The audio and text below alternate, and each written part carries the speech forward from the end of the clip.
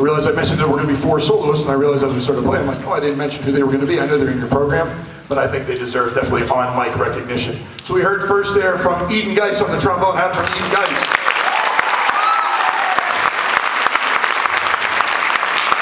Sean Scott on the bass sax. Doing double duty back there on lead trumpet and on jazz trumpet. How for Jeremy Love. And then Ryan Sims up here on the tenor saxophone. Having another round of applause for Harrison Sylvester on the drums.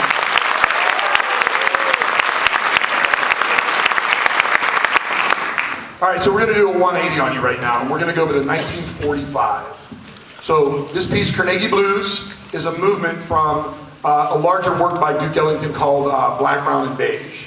Okay, so this is one of the movements from that, but it's a standalone piece. And I thought based on the title it has some sort of Pittsburgh connection. It doesn't at all. It's based on Carnegie Hall and just the name that he gave to it. But this is what's called a transcription. So the Jazz at Lincoln Center Orchestra has, over the past, I don't know, probably 15 or 20 years, been putting out several transcriptions every year available to high school bands.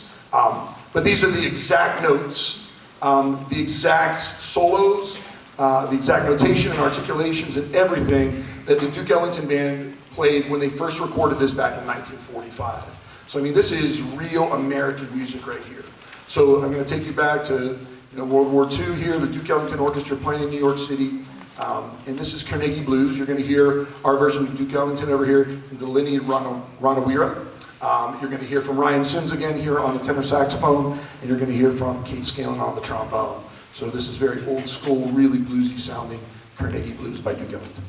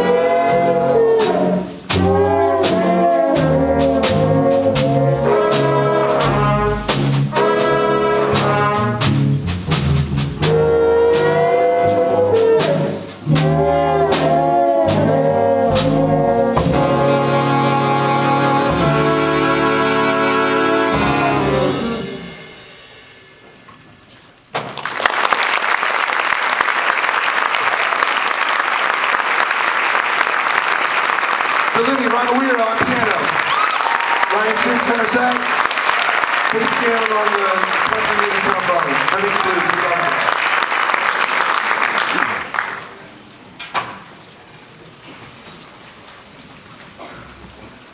All right, before we play our final selection, first of all, let me thank all of you for coming out this evening. It's so great that we have such wonderful support of our students. They deserve it, and hopefully that they're giving you as enjoyable a time, the same energy that you're giving back to them. It really is this wonderful synergy that's created between musician and an audience member. You know, somebody recently asked me what my favorite type of music was, and of course I answered jazz, and I started to think why. And it really is because, you know, jazz has all the power of rock and roll. It's done acoustically for the most part, and the creativity of the improvisation. You know, for the most part, when you go and you hear a classic rock band doing their stadium tours or, you know, playing their arena tours, you hear the same guitar solo for 50 years. Jazz is not like that. You know, you go to a jazz concert and it's different every single time. So that art of adapting in the moment, I think we're teaching our skills. I don't think, I know. We're teaching our skills, our students here, lifelong skills that's going to make them better engineers, better doctors, better lawyers, better in any profession because they're going to have to adapt. And that's why music, and especially jazz, is just so relevant to our curriculum. And these kids are just doing a marvelous job. How about another round of applause for us?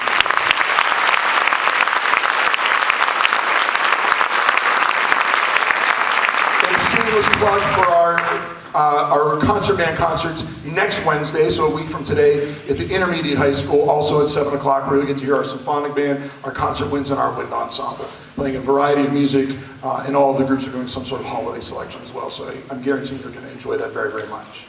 All right, so we're going to end here with this tune, Manteca. Manteca is a standard by Dizzy Gillespie, but here's where we're really talking about these students being incredibly creative. So you'll see in your program that the tune was written by 3 composers. That's because the tune was never meant to be notated. All right. So I watched this interview with Dizzy Gillespie talking about how he was singing to his Latin percussionist this little riff, and then Gil Fuller, another person in the band, started just like fooling around with things, and this tune just evolved. It became sort of a battle cry for the band.